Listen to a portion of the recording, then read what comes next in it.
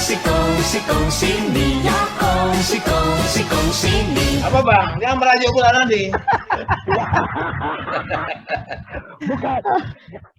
Itu yang maksud aku. Kalau memang sudah kita sepakat sukunya ada. Ya kan? Begitu juga dengan Minang. Ada bahasa sukunya. Itu di antara mereka. Ya, Tapi jadi tetap- jangan kecil hati bang. Bagaimanapun suku Melayu masih tetap ada di hati. Tapi saya terus terang untuk Pak Agus ngomong tentang bahasa salah satu yang mengakibatkan eksklusivitas, saya langsung tertarik. Itu benar sekali. Jadi nggak usah jauh-jauh ya. Saya di rumah aja. Begitu saya dengan keluarga saya bicara bahasa Aceh, istri saya tersinggung. Sampai dia belajar yang negatif-negatif. Jangan-jangan dia lagi ngomongin aku. Kira-kira gitu loh. Jadi ada hal-hal seperti itu. Jadi kita boleh bukan melarang orang berbahasa daerah. Silakan saja. Tapi pada tempatnya. Nah tempat itulah yang terlalu merasa di mana-mana boleh. Terjadilah eksklusivitas itu. Itu yang Ya ada dong. Ada dong. Jadi suku yang lain pun harus bahasa Indonesia juga. Bahasa Melayu juga yang digunakan. Iya. Tapi bagus Pak, kita semua ngerti bahasa Melayu kan gitu. Iya. Bahasa persatuan kita kan. Aku punya anak tamat SD, artinya kelas 1 SMP, aku masukkan di sekolah Sutomo. Sekolah Sutomo itu anak orang Cina pun takut masuk situ. Wah, keras sekali, ketat sekali katanya. Iya, betul. Jadi nggak rasanya nggak mungkin dia nggak pandai bahasa Cina. Karena di kelas itu orang paling 4-5 orang Melayu. Dan dia tetap nggak pernah aku dengar dia bahasa Cina kecuali telepon. Dia telepon kawannya bahasa Cina. Dan nggak mungkin dia nggak tahu 6 tahun dari mulai SMP sampai tamat SMA. Nggak mungkin dia nggak tahu. Dan kawan-kawannya kan banyak juga yang datang ke rumah segala macam yang top-top lah.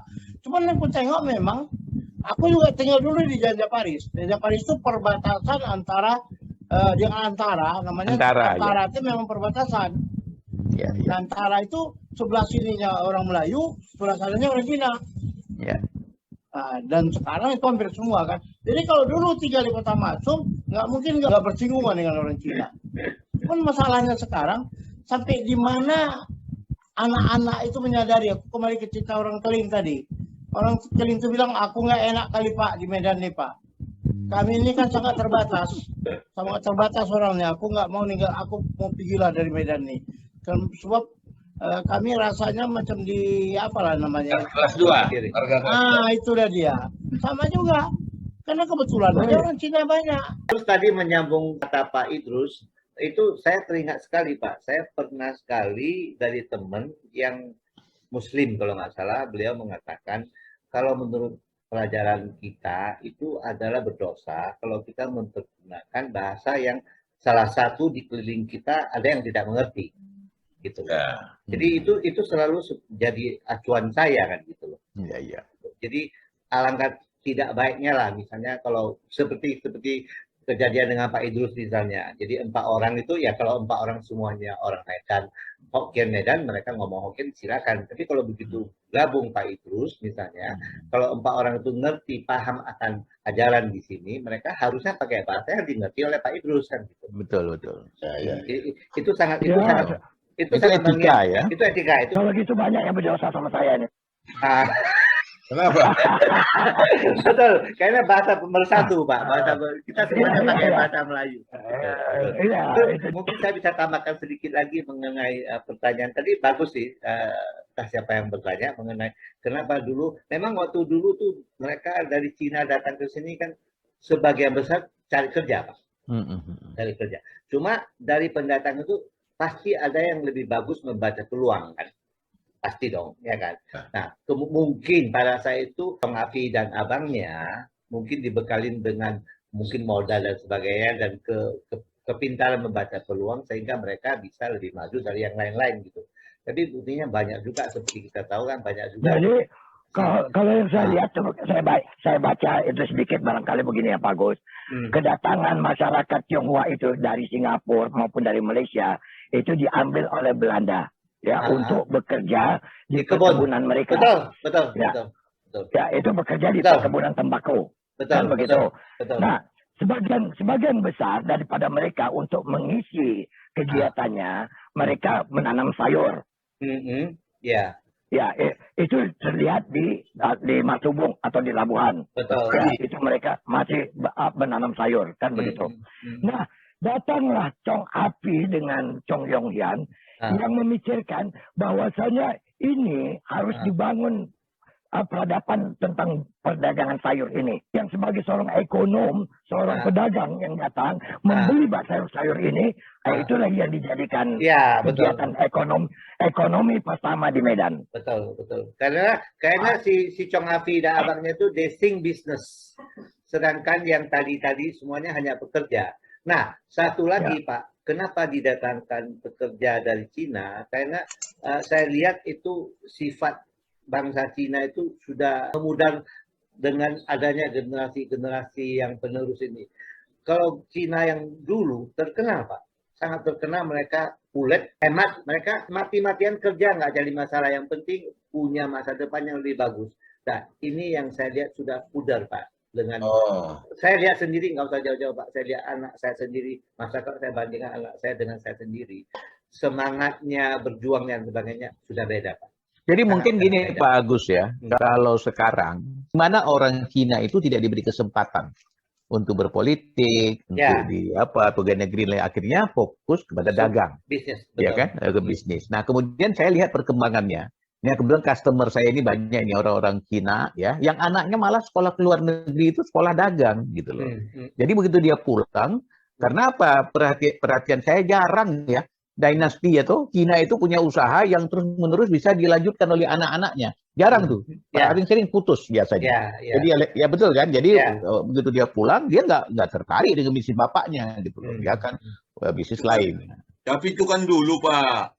Sekarang Pak. Itu sekarang mah udah modern. Itu kan Oto anak yang meneruskan. Ya. Itu di apa juga Salim, Antoni Salim ya. Semua Tapi begitu. Itu kalau yang hanya satu dua yang rontok di tengah jalan.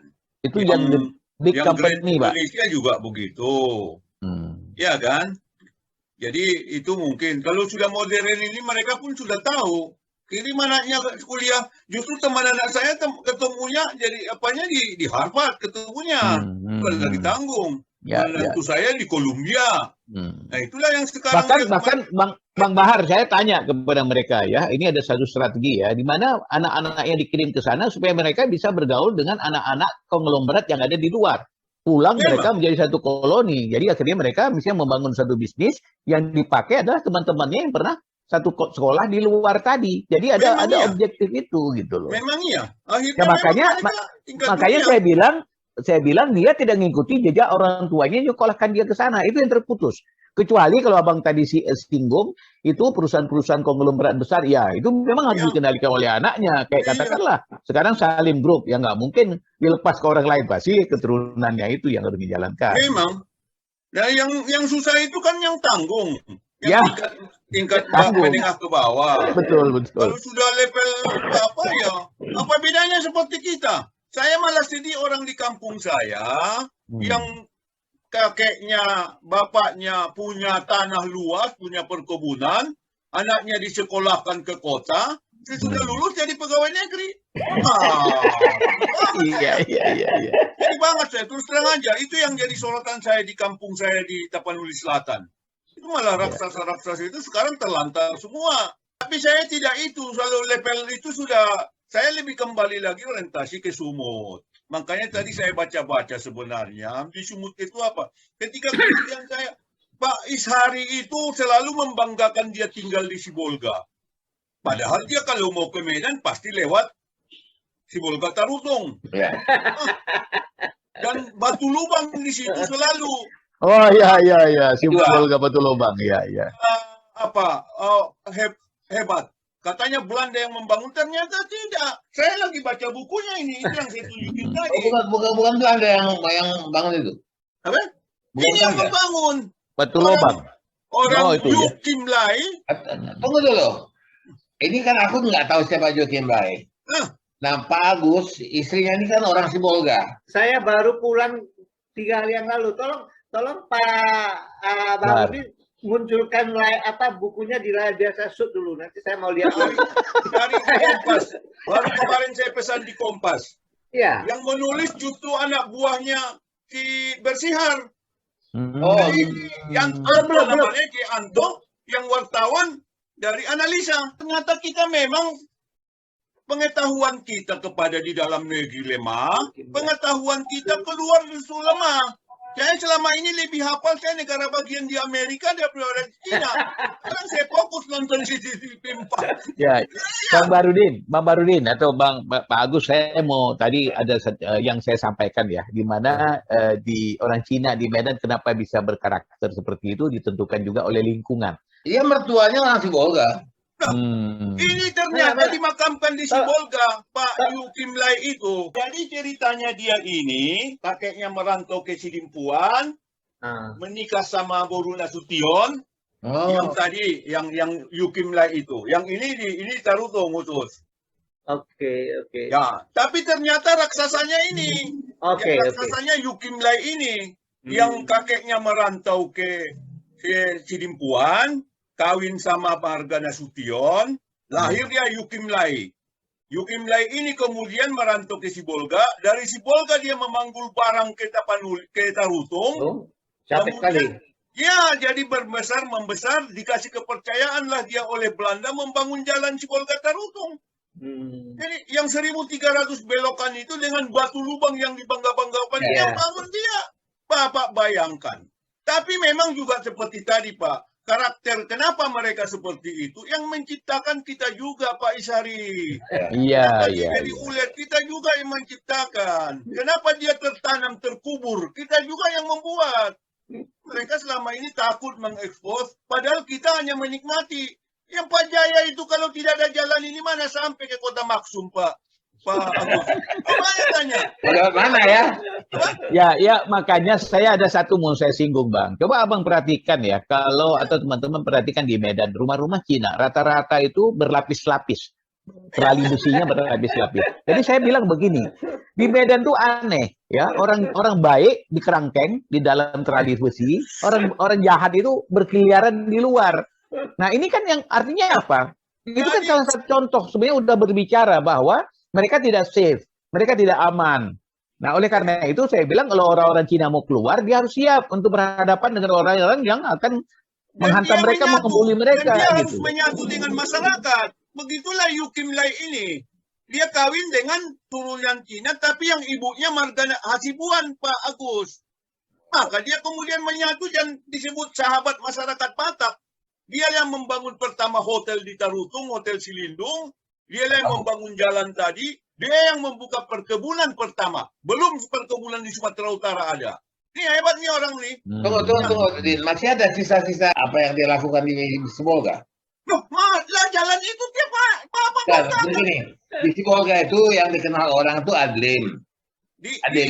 Dia tidak besar dia justru meraksasa di Tarutung. Tapi kemudian semua asetnya diambil oleh Belanda. Kemudian dia tinggal di Parsikaman, di perkebunan, kemudian menjadi penginjil. Dia masuk ke AKBP. Dan dia kemudian menginjil ke Barus, ke Sibolga, sampai kemudian dimakamkan di Sibolga, di Sarudik.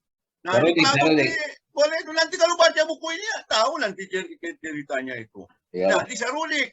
Nah, dia di Parsikaman itu, pemakaman masyarakat Tionghoa di Tarutung itu, ya sumbangan dia yang memberi.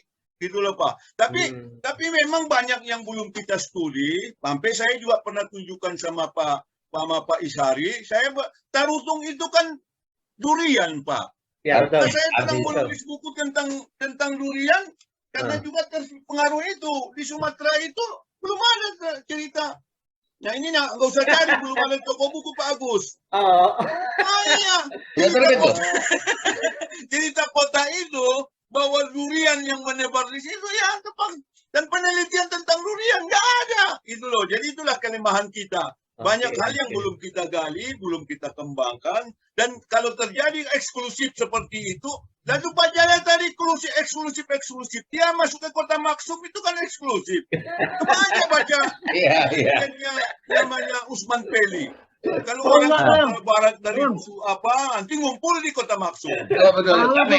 Kami dulu keluarga kami juga tinggal di Kampung Mandeling. Mandeling juga. Nah, Kota Maksum Ya, itu kota kita orang sendiri Minang, yang Bang. menciptakan dan itulah eksklusif itu. Kota Maksum itu kota orang Minang, Bang. Nah, ya itu. Ada Iya, sebagian makanya ada jadi eksklusif. Cina sebagian di gang, gak ada satu gang. Yang lainnya agak ke antara, itu banyak lagi orang Cina. Tapi Iya, kalau yang Kota Maksum itu, makanya itulah eksklusif itu. Kita sendiri menciptakan eksklusivitas kita itu. Ya, Gitu loh.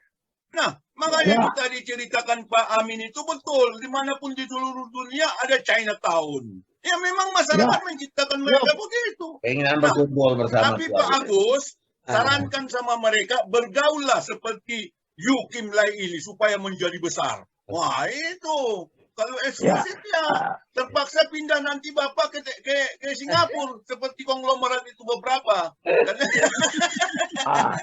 Kongsi, kongsi, kongsi ni. Ya kongsi, kongsi, kongsi ni.